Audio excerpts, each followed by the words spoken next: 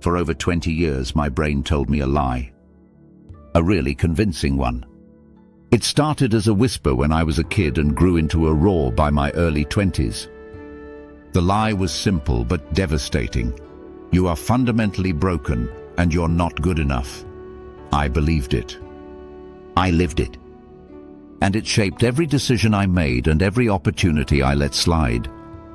I still remember standing in my kitchen, holding an acceptance letter to my dream university. The first thought that hit me wasn't joy. It was, they messed up. Someone's going to find out I'm a fraud. That cold pit in my stomach felt more familiar than pride. The lie felt more real than the paper in my hand. In this video, we're going to drag that lie into the light, the same one your brain might be telling you, and I'll share the emotional journey of how I finally stopped listening. This isn't just about feeling better, it's about reclaiming who you actually are. Part 1. Deconstructing the lie. The problem. So why is this lie so incredibly convincing? Why does that voice of self-doubt sound like the absolute truth? Well, it's not a personal failing, it's your brain's factory settings. Our brains are hardwired with a negativity bias, an ancient survival tool that's always scanning for threats. And to that old-school part of our brain, social rejection or failure feels just like a tiger in the bushes, a life-or-death threat. This feeling of being broken isn't a life sentence. It's more like your psyche's alarm bell, screaming that your old ways of coping just aren't cutting it anymore. These feelings often come from our earliest experiences. Our core beliefs about our own value are usually formed when we're young.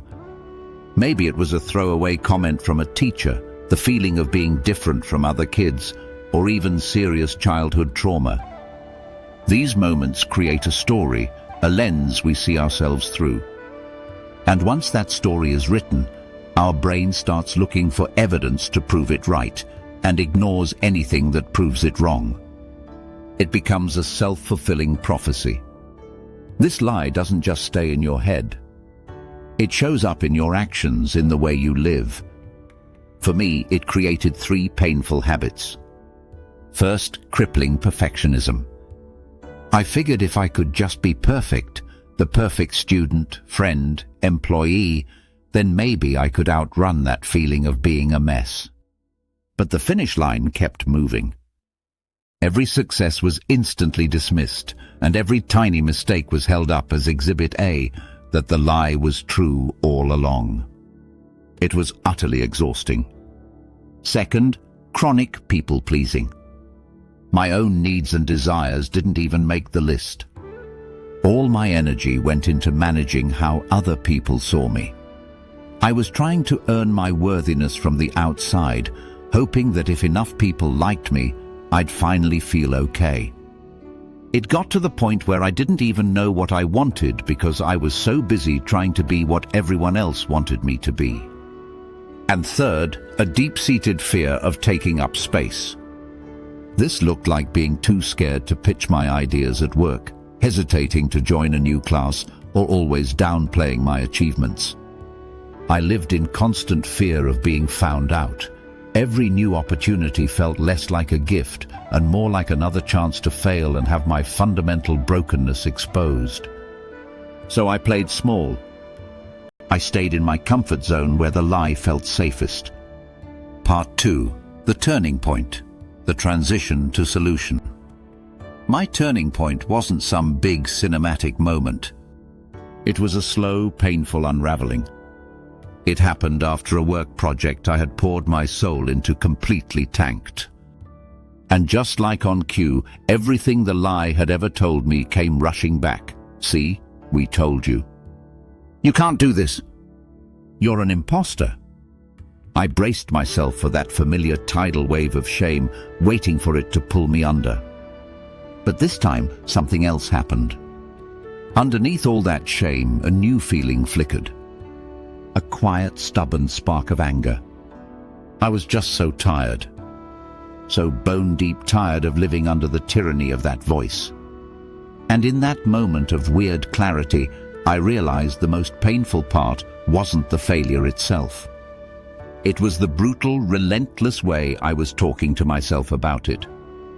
That's when the real question hit me. What if I'm not the problem? What if the voice is the problem? This was the beginning of the shift. I got curious. I started devouring books and research, and I stumbled on a concept that changed everything: the difference between self-esteem and self-worth. Self-esteem, I learned, is often external.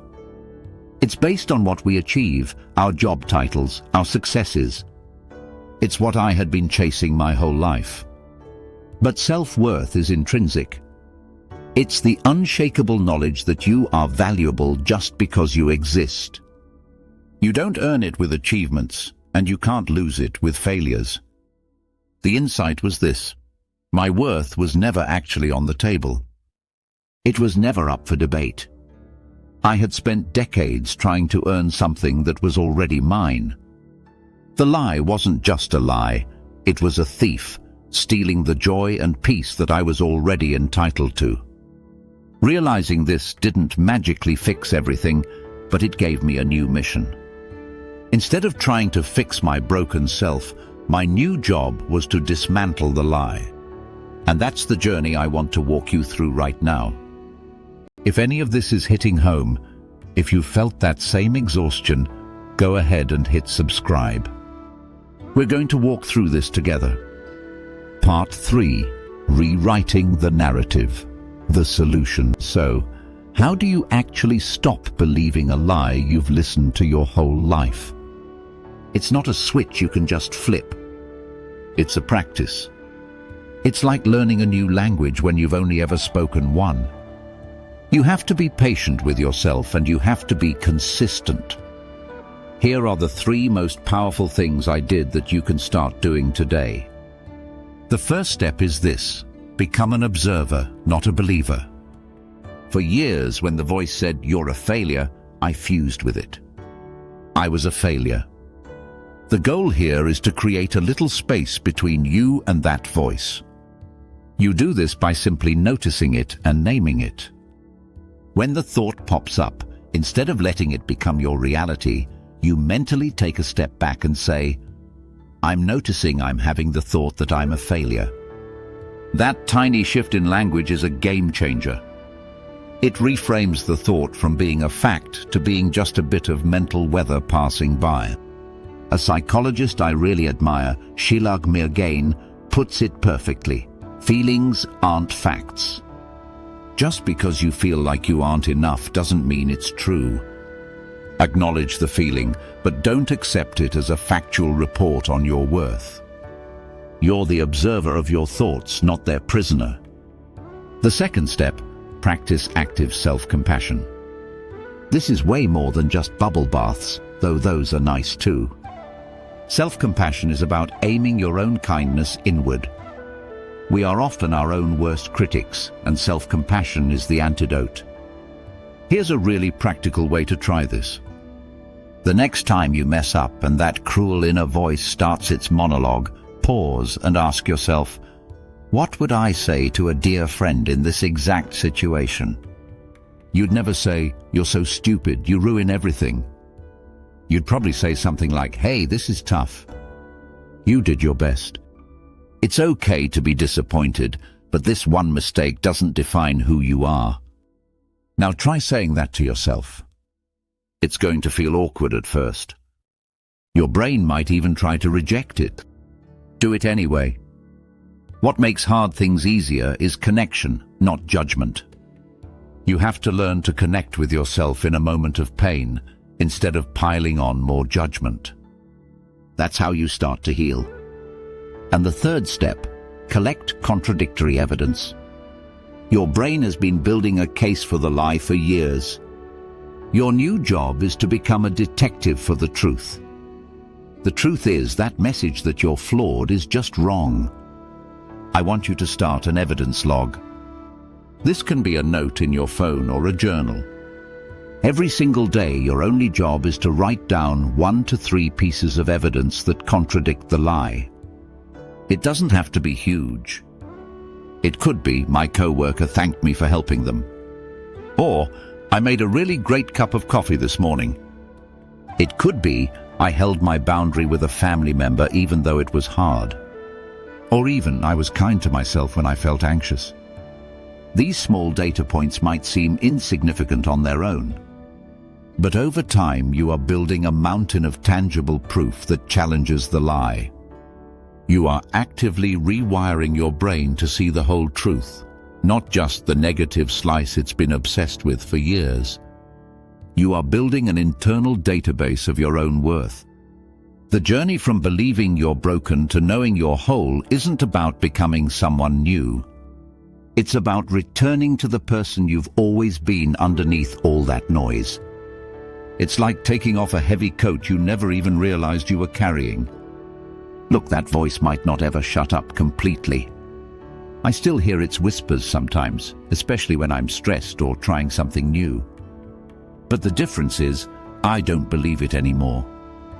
I can see it, give myself some compassion, and check my evidence log. The voice has no power because I know the truth. My worth is inherent. And so is yours.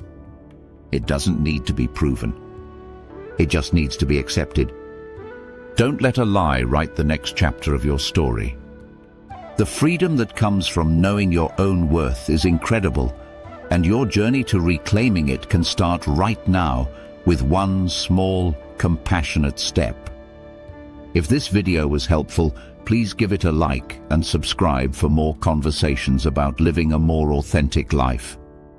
And for our comment today, I'd love for you to share one small piece of contradictory evidence you noticed. Let's start building our evidence logs together. Thanks for being here.